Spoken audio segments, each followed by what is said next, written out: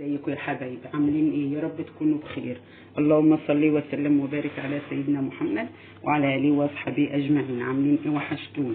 تعالوا شوفوا غدانا ايه النهارده. قبل ما ابدا في اي حاجه هعلق على الفرخه دي الاول. الفرخه دي ما شاء الله عليها المقلبزه الحلوه دي. فرخه عتقيه، بصوا غسلاها كده، بصوا ميتها بيضه عامله ازاي. دي فرخه مذبوحه من على السطوح، لازم تتغسل كويس جدا علشان بتبقى زفره كده. والكبديه والقناصيه بتاعتها هنا قعدتهم كده نقعه حلوه ووضبتهم وعملت لهم جزرايه وقطايه واللهم صل على النبي وبصلايه. على الاول على الحله، تاخد لها ساعه كده سوا، ساعه او ساعه ونص كده سوا. هنزلها كده في الميه المغليه دي عتاقي، لا بتتشوح ولا اي حاجه. وهنزل بالكبديه والقناصيه الاخرى كده. وعندي اللهم صل على النبي بحطها تغلي الاول، هغطيها كده تغلي الاول علشان اشيل الريم بتاعها او الرغوه بتاعتها.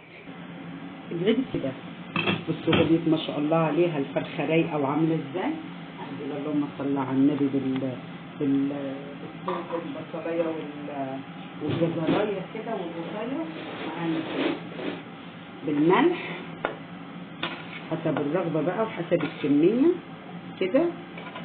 اللهم صل على النبي الحبهان، تنفص كده حبهان. وهنجيب الفلفل الاسمر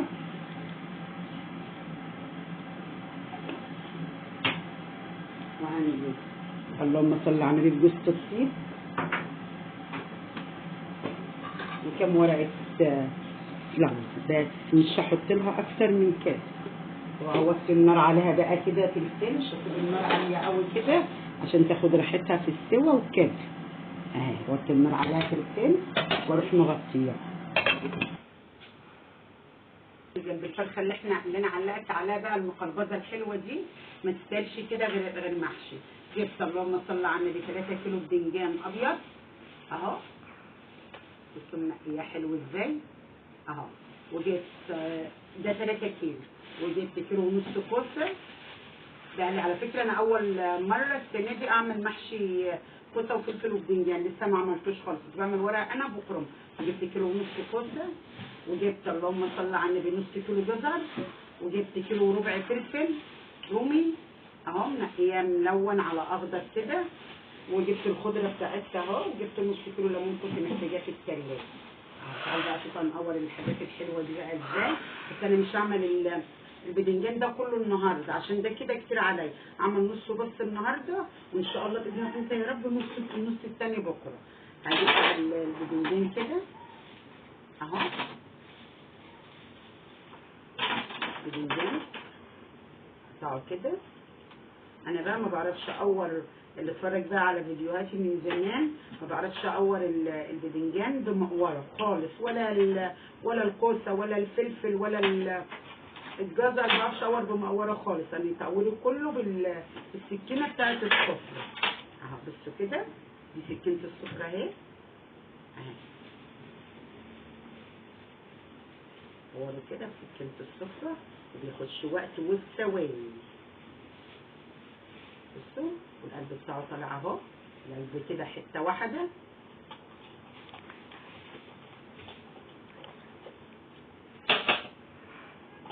اللي وصل معايا لغايه هنا يحط لي لايك واشتراك كومنت حلو كده.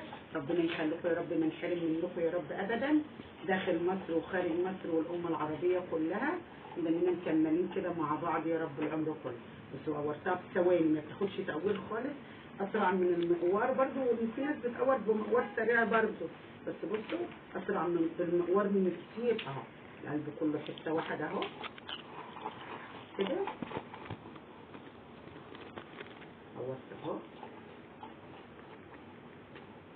عندي بقى التربيعه جاهزه جوه، مانيش اللهم صل على النبي مانيش هعمل تربيعه جاهزه. اقوره او اغسل الرز واعمله في ثواني كده ايه، واعديه واعلق عليه كده في ثواني. اول الكوسه برده اهو، بصوا الكوسه الاخرى بسكينه السفره زي ما انتم شايفينها، ادورها كده. بس الكوسه بقى ما بجيبش عليها في التقوير شويه، يعني بسيبها ايه تخينه من جوه شويه عشان انتوا عارفين ان الكوسه بتبقى حلوه. اجيب المقوار بقى واشرشرها كده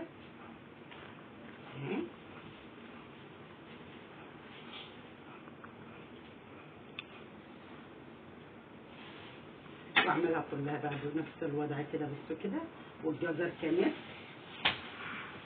اهو، دي الجزريه برده كده بفتحها كده بالسكينه زي الباذنجان وزي القوس، واعملها كده برده بسكينه السفره اهي